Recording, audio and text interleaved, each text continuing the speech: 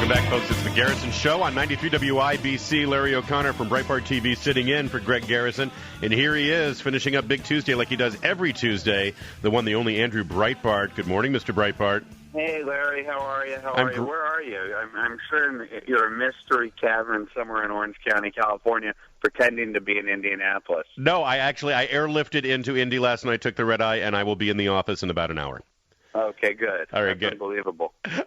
So we listen, we've had a great tour around the big sites, and I got to think for you, this is kind of a fun time because you've got major politics going on with today's primaries, of course, in Michigan and Arizona, so big government is flying. Plus you've got, there's unbelievable stories going on internationally with the turmoil in Afghanistan, the threat from Iran, and the uprisings in Syria. Big Hollywood just had all this turmoil that we're about to potentially lose our lives in Armageddon?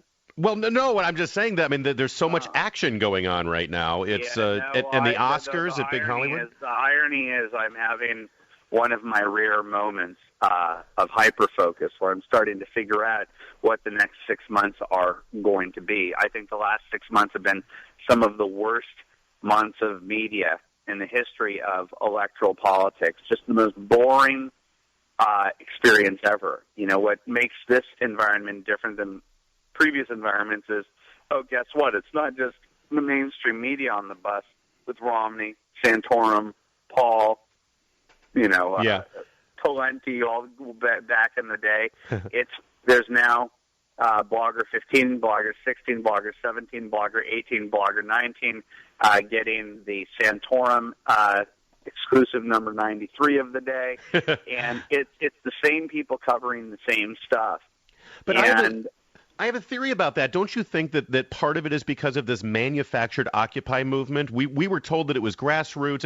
We've been fed a line by the media. Wait. I'm telling you that while everybody's focusing on the 37th exclusive of the day with Santorum, on the mainstream media bus that now includes bloggers, there are other stories out there that the mainstream media does not want you to see. That is what we do for a living.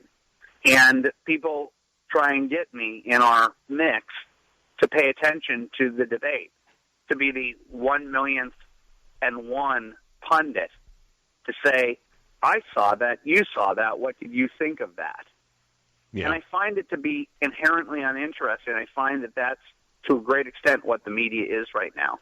Bloggers commenting on what everyone else just saw. Did you just see the Oscars? What did you think about Meryl Streep's address? I'm like, right. Why do you care? I think that what's happening with the mainstream media is, if you look at Twitter and you see why Twitter's blowing up, is because people like to be interactive. They want their opinion out there. They want to go out there and push things and say they don't want to be passive in the experience of the media. And so the idea that Andrew Breitbart would go on TV, as I am tonight on Piers Morgan, to tell you what to think about what happens in the Michigan primary tonight, I think that there's gold in them there mountains, especially in this election cycle, to cover the stories that the mainstream media won't cover. That doesn't just include Barack Obama's past, the vetting that didn't happen in 2008. That includes revisiting Occupy, understanding why Occupy was created and by whom. That's utterly important. Understanding who Anonymous is, why Anonymous is such an important figure within Occupy, and what Anonymous' strengths are. Its strengths are that it's mostly a hacker world of anarchists that aren't necessarily left of center, but who are playing footsie with a bunch of leftist radical activists who are right now having great mischief, not just with people on the right and actively, protesting CPAC and conservatives, but they're literally involved in hacking and other illegal activities that, to a great extent, the police and law enforcement, if they are not looking the other way, and there are many that are looking the other way, the law enforcement just doesn't even get what it is, and the public doesn't get what it is, and the media doesn't get what it is. But it is the future. It's the future of political warfare. And we have people in our own midst that have been involved in reporting stories with us, for us, who have been sources or who have written for us, who, as a result of being in the proximity of Anonymous and these radical left-wing activists, have had this activity done to them. It's called spoofing, where somebody is able to create the perception that a phone call is coming from your number, not the number who's actually making it. In this particular, twice that we know of, two people that we know of, with that spoofing, these people called the local police of the people that they were targeting who have worked with us, who have been our sources.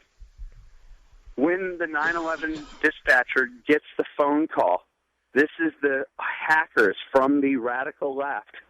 They have said, I just killed my wife and I have a gun. Oh, my God. And the police go to the house, and it's called swatting. And hackers have been able to swat against people on our side who have been reporting the true stories of what's been going on out there. These same people have been targeted at their where they work. One is a prosecutor out here in Los Angeles. Another was involved in the Anthony Weiner story, and one was one of our primary sources. Oh, these really? stories, anonymous, these people are up to no good. These people found themselves out of nowhere with the police in front of their house, the SWAT team outside their house, with their guns drawn. Wow, this is evil, evil, evil stuff. How are you exposing this? First of all, behind the scenes, we're looking into it. I'm just telling you that anonymous, the hacking, when you see me on Twitter, when you see the left on Twitter with anonymous troll accounts, these are all tied to the same people.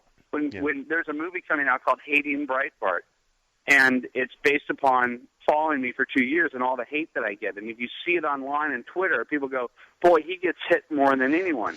Well, the reason why is because there's a well-funded group of people who are high up in the left-wing blogosphere, including websites like Crooks and Liars, that are out there associated with people like Neil Rauhauser. And in Indianapolis, this all ties in, Brett Kimberlin, who was the Speedway bomber, who is a radical leftist, convicted terrorist, who has been out there trying to get, there's a website called Indict Breitbart.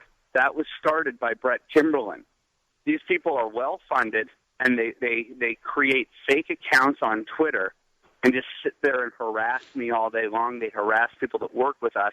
And this is the future of political warfare on the radical, anarchistic, Occupy left. And ever since Eric Holder sent a message by dropping the charges against the paramilitaristic dressed new Black Panther parties that were wielding weapons at a polling place, that sent a symbolic message that President Obama is simpatico with these Soros-funded groups. Of the people who are attacking me online, there's one guy by the name of, I forget, Andy, I forget his name. He goes by Sparrow something on Twitter. Uh-huh. And he's a Huffington Post blogger. Guess what his background is? He's a convicted domestic terrorist. Oh, and he's writing for the Huffington Post, and he spends his time on Twitter harassing me. Well, then we've got Brett Kimberlin, who's harassing me, the Speedway bomber from Indianapolis from back in the day, who was famously on 60 Minutes claiming that he was Dan Quayle's pot dealer. And he has a network of people who harass me. There's two domestic terrorists right there. Wow. Two convicted domestic terrorists who are involved in harassing conservatives. And then you've got Bill Ayers, Andrew Breitbart, my buddy that I went to dinner with. These are the real stories of what's going on out there, not the 37th exclusive of Rick Santorum. All right, we're out of time, but I'm glad that you are covering that. We're all glad that you're covering it on all of your sites. And Andrew Breitbart being at the tip of the spear of this fight, that's why they're after you. And thank God you're exposing them. Folks, thanks for listening. Coming up, Rush Limbaugh right here on 93 WIBC. I am Larry O'Connor, and thank you to Greg Garrison.